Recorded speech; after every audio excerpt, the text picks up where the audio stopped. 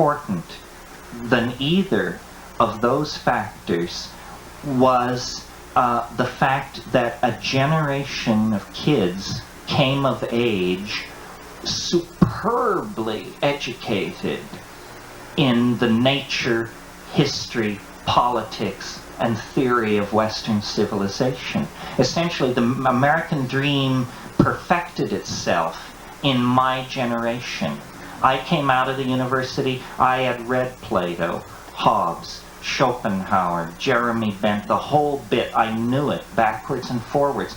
And what did we do? We people who had all this information, who finally grasped the light, we got stoned, and then we did something else. We heaved rocks through the windows of the banks, overturned police cars, set buildings on fire, and said enough.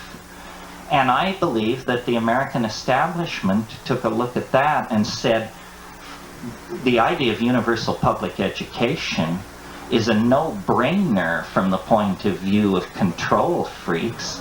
These universities are a nightmare. Let's turn them into trade schools, give everybody an MBA, teach them how to operate a computer keyboard and keep their mouths shut. And that's what was done. The dumbing down of America.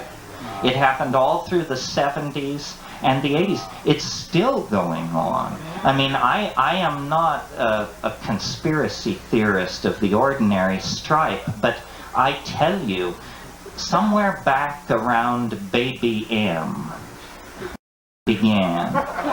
And it went on to be about the skaters. And then it became about the Menendez brothers. And then it became about OJ. The Bobbits, they were in there too, thank you. And Michael Jackson, we all talk about all this, but do you know what this is a substitute for? It's a substitute for having a life and a culture, is what it's a substitute for. And you may bet that as you worry about the Bobbits and the Menendez and OJ, really awful things are being done somewhere in the world where your attention is not focused. And this dumbing down of the American public is I think, a really insidious thing, because it's very clear that what's happening is, through these new technologies, a kind of super elite is being created.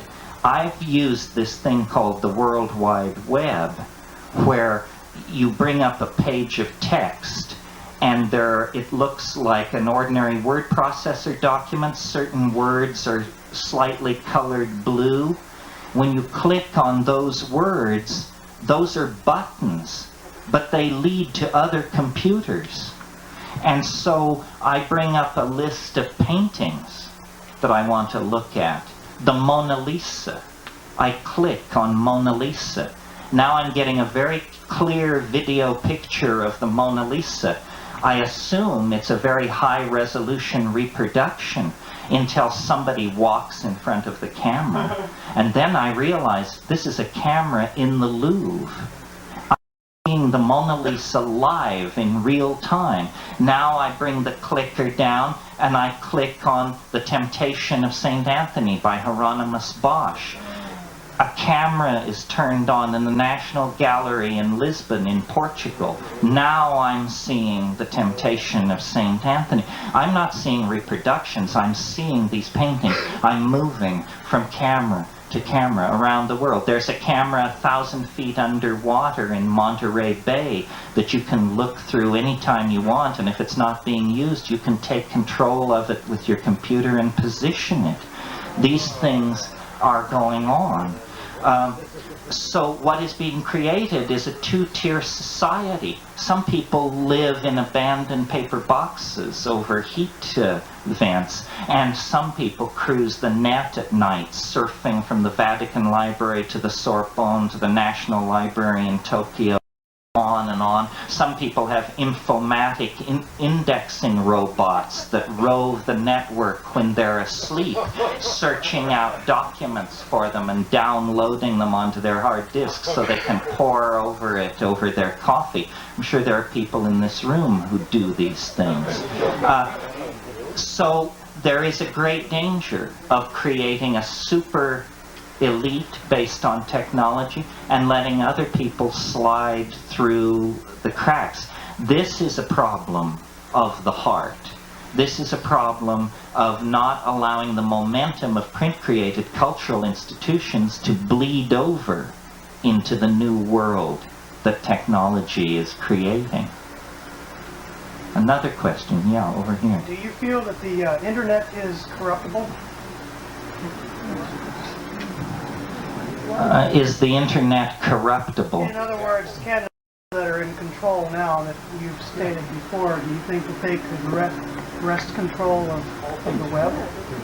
Well, I tend to think, I mean, someone over here says all things are corruptible, and I hear myself agreeing with that. I think all things are corruptible, but I don't think the internet is corruptible fast enough to give any aid to those who want to corrupt it. An example of corrupting the internet would be the Clipper chip, but fortunately that was beaten back. I think that's a one thing. You know, a few years ago, software was copy protected and you couldn't copy it. And this was because software companies were very paranoid about that. But people quickly developed copy protection breakers and just went around it. And I think technology always leads toward greater freedom. That a wonderful fact of life is that technology favors democracy. And for a long time, I don't think this was true. 1984, for example, George Orwell's dystopia is a nightmarish world where a fascist superstate controls technology. But human beings are just too perverse. We're too creative. We break through. The unexpected always comes along to help us out. The original chips that went into PCs were designed on a Navy contract to guide a heat-seeking missile. And they did not meet, these chips didn't meet design specs. And so the Navy was ready to just throw it out. They'd blown $500 million or something and this thing didn't work, and so they were going to throw it away. And somebody fished it out of the wastebasket and said, well, you know what we could do with this, though? We could make little tiny computers with it. And the Navy said, well, why would we want to make little tiny computers? We have big computers. They didn't understand. It's not for you, It's not for you. It's for somebody else. And that was a technology that was never supposed to escape into civilian hands. I mean, that was the greatest unmanaged blunder in the whole history of the game from the point of view of the other side. They lost their queen in that blunder. They've been fighting on the slippery downhill slope ever since. If you've been on the net, it's incredibly countercultural and irreverent.